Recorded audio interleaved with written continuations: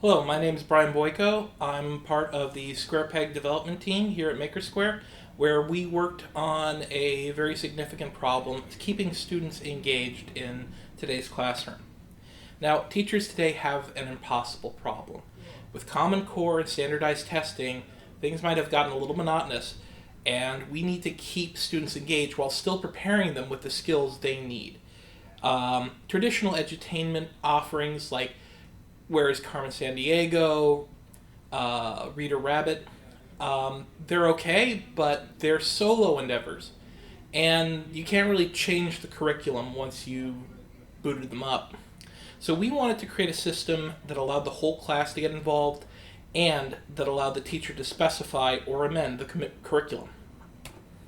Now, our solution is DigiQuiz. It is a real-time, interactive, educational gameplay system that is basically a mobile question and answer platform. In other words, it plays Jeopardy! And here's how it works. Teachers log in to the dashboard where they can create, amend, or play decks. When the teacher launches a game, they're given a 4-digit character room code, which they share with class. And then students then enter that code on their mobile devices or laptops. No downloads needed. You just need an internet connection because we've designed the student view to be responsive. Now, students can buzz in to answer, and the teacher knows who buzzed in first, who buzzed in second, etc. They can also give real-time feedback to the teacher, and the teacher can then see it in their view. And we'll get more into that during the demo. Now, our tech stack was Mongo, Express, Socket.io, and React.js. While our data was highly relational and we considered using Postgres for a while, the fact that MongoDB was just so flexible, it allowed us to rapidly iterate, create new features faster, and we decided to go for that during this development phase. Routing with Express.js, that was pretty much a no-brainer because we couldn't, Express is pretty much the gold standard for both database API routing and for just serving up web pages. WebSockets, we used Socket.io. It was the most powerful and flexible solution. Now, the reason we used WebSockets instead of AJAX calls was because of a very important thing. WebSockets was really designed to solve this real-time problem. With sockets, you're able to essentially deliver the right views to the right subset of users.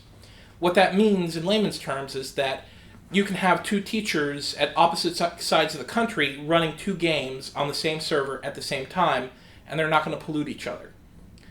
And React.js was used for the view. The reason why we went with React instead of, say, something a little bit bigger like Angular was because we wanted something that would use the virtual DOM to cut down on the render time. A lot of students have hand-me-down mobile devices, especially younger ones, and we didn't want them to be waiting too long. So there's less processing power, there might be less bandwidth available. We wanted to cut that down to the bare necessities. One of the things about our tech stack is that we chose these technologies because we believed them to be the best fit, not because we were familiar with them. We took on the challenge of teaching ourselves Mongo, Socket.io, and React.js because they are not part of the MakerSquare curriculum. It didn't deter us. We learned to teach ourselves, and we put that into practice during this project. And this is our team, and I couldn't be prouder of them. Peter Doe, Juan Sierra, and of course me. All of them are fine developers and engineers and good friends, and I would not have been able to do this without the team, or we wouldn't have been able to do it without each other. It's actually more accurate to say. We went through some tough times and some hard work, and I'm glad they're with us. You can view this slide deck at the links below. I'm sure there'll be links below on YouTube. And now let's head to the live demo. As you can see, you can log in. We're going to use the demo account that we've already set up.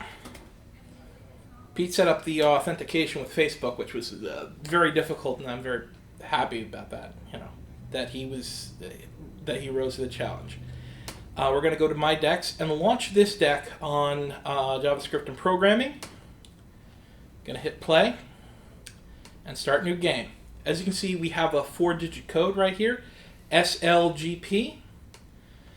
Over here on the right, on the local host, we're going to type in our username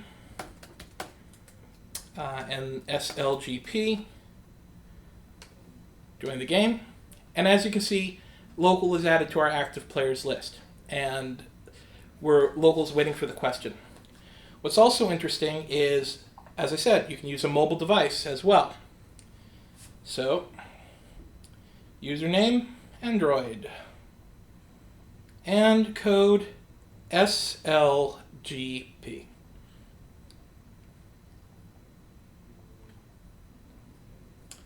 Join the game. As you can see, he's also waiting for the question. Okay. So, teacher launches this question. They get the question, the category, and the answer. The category is frameworks. Before it was bought by Google, this framework was developed by Brat Tech. Students can buzz in. As you can see, it's the same question on the local and on the